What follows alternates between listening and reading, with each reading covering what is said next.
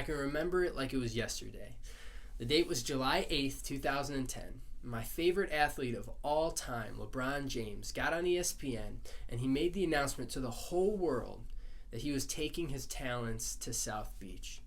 LeBron was leaving the Cleveland Cavaliers and he was going to hang out on the beach with his friends in Miami. And I, along with almost every single Cleveland sports fan, was furious about this decision. It wasn't just because LeBron was leaving our team to go play for another team, but it was because LeBron James had made a promise that he wasn't going to quit before he got the city of Cleveland their first championship in decades. And on that day when LeBron told us he was going to Miami, he broke that promise. And even though he eventually came back and he made good on that promise and won us a championship, he eventually left again. And so I, along with every Cleveland sports fan, now has trust issues with believing anything that any professional athlete ever makes a promise about. And it's not just that way with athletes, it's that way with politicians, with world leaders, with coaches, teachers, even friends and family. People in our lives ask us to trust them. They make us promises. And far too often, those promises that they make, they end up not delivering on them. They break their promises. And in doing so, they break our trust. So as human beings, we kind of live with this natural doubt and skepticism of people when they make us promises. We have to ask the question, can I actually trust the promise that this person is making to me? And more importantly, can I trust the person who's making the promise? I know during this time, during the whole coronavirus crisis, a lot of people have just been saying, just trust God. Trust in his promises. Trust that he's good.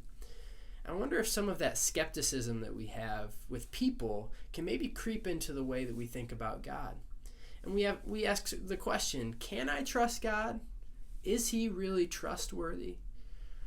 You know, I actually don't think it's wrong to ask those questions when those questions lead us to truly investigate whether God is really trustworthy, to see whether he is the type of God who keeps his promises. And the awesome thing is that when we look to the Bible, we see not only story after story of God making promises to individuals or to his people as a whole, but we see that over and over and over again, God always keeps his promises to his people. And that God is actually batting 1,000s on the promises that he's made. He's kept every single one of them. So we're going to start a new series here with these videos that we're going to post on Instagram and YouTube, and we're going to look at promises that God has kept. Promises that God has kept even though it has seemed impossible that he even could keep those promises. And we hope that as we consider just a few of the many stories about our promise-keeping God, that as you hear these stories from the Bible and you consider what this means for yourself, that in this world where there's almost nothing that is for certain that we can really trust and believe in and be certain of right now, that the one thing that you will be certain in the coming days and weeks will be the promises of God. That you will see that God is trustworthy, that he always keeps his promises, and that he is absolutely a God that we can trust in. So that's my prayer for you as we consider these passages in the Bible and as we read through the reading plan and consider these study questions. I pray that it'll give you a deeper trust in a trustworthy God.